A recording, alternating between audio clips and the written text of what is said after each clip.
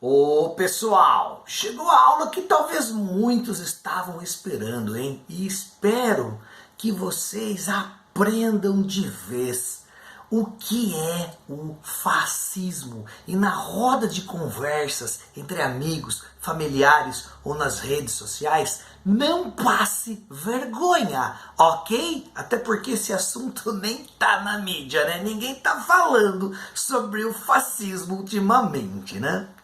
Galera, vocês estão vendo aqui Benito Mussolini. Então nós vamos começar aqui falando do surgimento dessa ideologia política que vai aí permear todos os anos 20, 30 e 40 do século 20 e vai ter aí suas ramificações, né? Como o franquismo na Espanha, o salazarismo em Portugal e o nazismo, por que não, na Alemanha? Mas nazismo é uma outra aula, tá ok?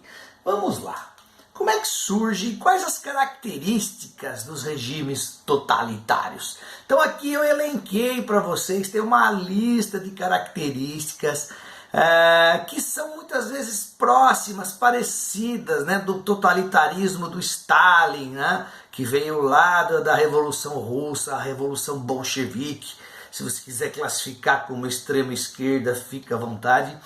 E com a extrema direita, se você quiser também classificar, mas há controvérsias, tá? Mas entendam que fascismo, nazismo são coisas diferentes e também são diferentes entre si e também diferentes do stalinismo bolchevique, ok? Mas pessoal, vamos lá, falando das características iguais em primeiro lugar, né? É uma característica de todos os regimes totalitários, o militarismo, o expansionismo, né? A conquista de territórios, o antiliberalismo, não importa se é nazismo, fascismo, stalinismo, todos são antiliberais, todos são regimes de partido único. Todos controlam a economia, é um controle estatal, tudo do Estado. Né? Culto ao líder e intensa propaganda dos ideais do Estado. Controle sistemático de todas as instituições. Então, isso que eu comecei a explicar aqui para vocês são características tanto do fascismo, como do nazismo, como do stalinismo, tá? Seja da extrema esquerda ou da extrema direita, são características iguais, ok? Agora, vamos para as diferenças, tá? Quem é ultranacionalista? São os fascistas e os nazistas. Quem se aliou com a burguesia industrial? São os fascistas e os nazistas. Quem perseguiu negros, judeus, principalmente os nazistas, tá? Não que os soviéticos não tenham perseguido ninguém, eles perseguiram e mataram milhares de pessoas. Talvez tenham matado mais gente que a extrema-direita, se você somar o regime de Mao Tse-tung e de Stalin, tá ok? Mas havia uma diferença, né? Nazistas perseguiam negros, homossexuais, testemunhas de Jeová e principalmente judeus. Por isso, antissemitismo. Aliás, para quem não sabe, né, os judeus são descendentes de Sem, segundo a lenda bíblica. Né, Sem é um dos filhos de Noé. Descendentes de Sem, semita. Portanto, um povo semita, os judeus. Beleza? E aqui a figura dos caras, né? Adolf Hitler, Joseph Stalin e Benito Mussolini. Todos de regimes totalitários, ok? Ficou bem claro, galera? Eu vou reforçar aqui para vocês, tá? Tanto fascistas como nazistas fizeram uma aliança com a burguesia financeira, com a burguesia industrial na Itália e na Alemanha, com medo dos socialistas e dos comunistas, ok? Por isso você diferencia o que é da extrema esquerda e o que é da extrema direita, ok? Por exemplo, vocês conhecem a BMW? É claro que você conhece. Você conhece a Porsche? Claro que você conhece. Você conhece a Bayer, né? Só para citar algumas multinacionais, hoje multinacionais, né? Na época eram empresas alemãs. São industrialistas, são burgueses industrialistas que se aliaram a Hitler. Você não tem exemplos de burgueses russos se aliando com os bolcheviques. Essa é uma grande diferença que você pode contar na sua roda de amigos, tá? Então, nazismo não é de esquerda, apesar de ter algumas coisas em comum com a extrema esquerda. Vamos continuar aqui, beleza? Contexto histórico italiano, crise política do pós-Primeira Guerra Mundial, crise econômica, isso leva a greve de operários, né, a agitações nos moldes do que aconteceu lá na Revolução Russa de 1917, crescimento dos partidos de esquerda como os socialistas e os comunistas, que também há uma diferença, veja minha aula no canal aí, onde eu diferencio socialismo de comunismo e de anarquismo, ok? Aqui estão vendo um cartaz de Lenin, né, o grande líder da Revolução Bolchevique, que era algo que se espalhou, né, as ideias da Revolução Russa se espalharam pela Europa e chegaram na Itália, tá ok? Gente, esse é o contexto ideal para o crescimento de ideias radicais, né? E entre as ideias radicais que surgem, né, seja do comunismo, do socialismo, do anarquismo, também surge o fascismo. É muito legal a origem do nome, tá? Uma das características do fascismo é a valorização do passado. Vocês estão vendo aqui o fácio. O fácio representava o poder dos magistrados na Roma antiga. Era o poder dos pretores, tá? Era o poder de juízes romanos lá. A Roma antiga de 2000 anos atrás, ok? E o que é o fácio? Um graveto se quebra.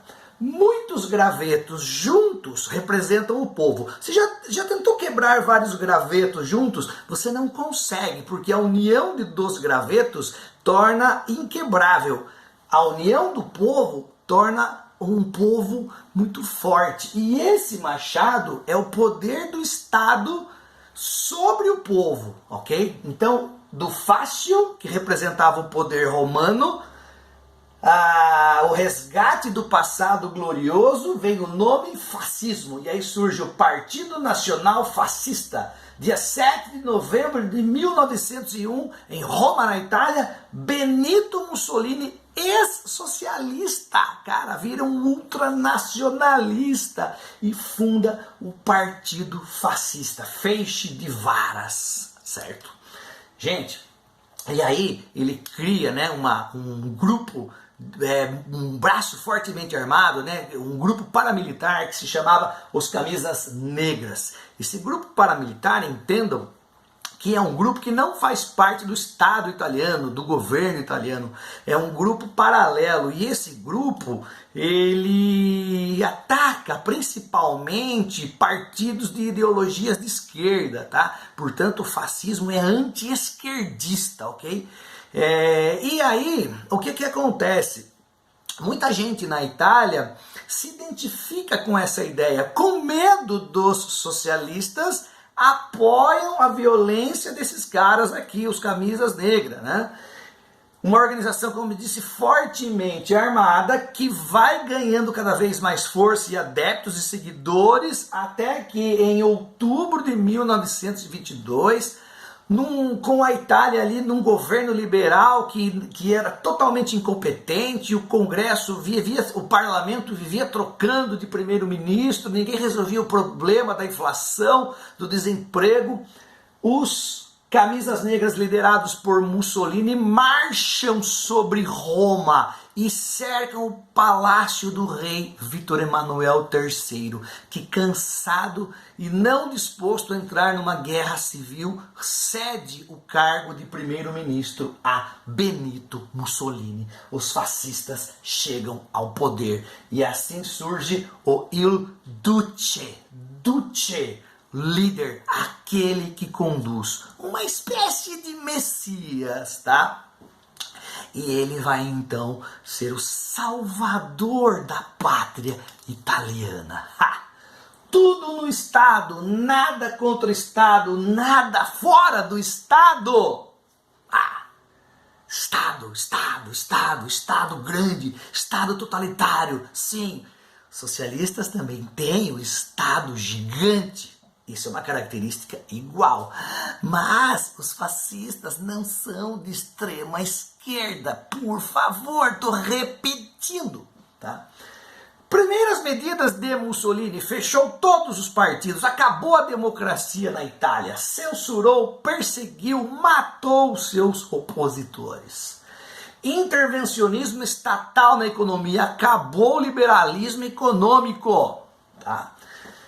Criou a Carta do Trabalho, a Carta del Lavoro, que é uma legislação trabalhista que submetia patrões e empregados ao controle do governo, tá? Essa Carta del Lavoro serviu de base para outros países, inclusive a nossa CLT tem um pouco dessa carta, dessa legislação trabalhista fascista. Nós temos um pouco dela na nossa carta. Não estou dizendo que a nossa CLT é fascista, não confundo, mas tem um pouco dela em nossa carta trabalhista aqui, ok?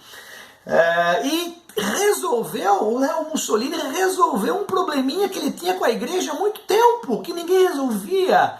Ele criou oficialmente o Estado do Vaticano. Gente, no Acordo de Latrão de 1929 surge a cidade-estado do Vaticano, o menor país do mundo, tá?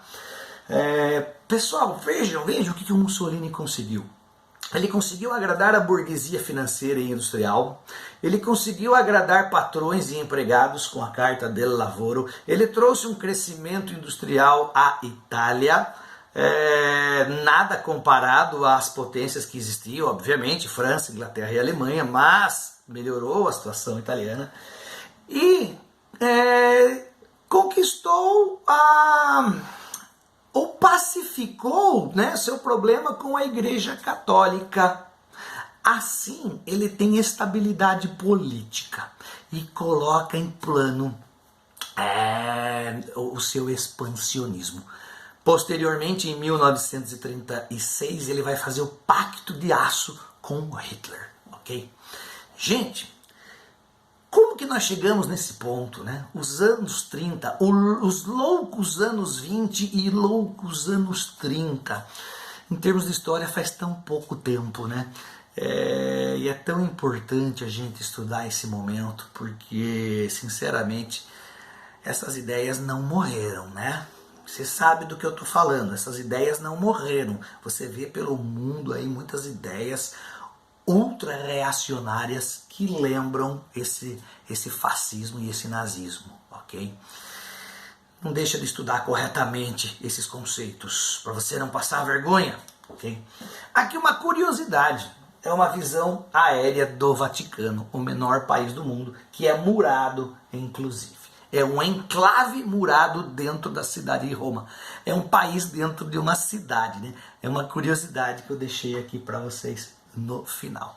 Pessoal, daqui a umas semanas eu vou preparar uma aula para vocês sobre o nazismo, ok? E como que Hitler chegou ao poder. Só vou deixar aqui um spoilerzinho. Enquanto Mussolini tomou o poder, Hitler vai chegar ao poder via eleição. Ele vai ser votado pelo povo alemão. Como isso foi possível? Como o Reichstag alemão, o parlamento alemão, conseguiu eleger 230 deputados nazistas? Vai ficar para outra aula. Por enquanto, curtam essa. Um abraço e até a próxima.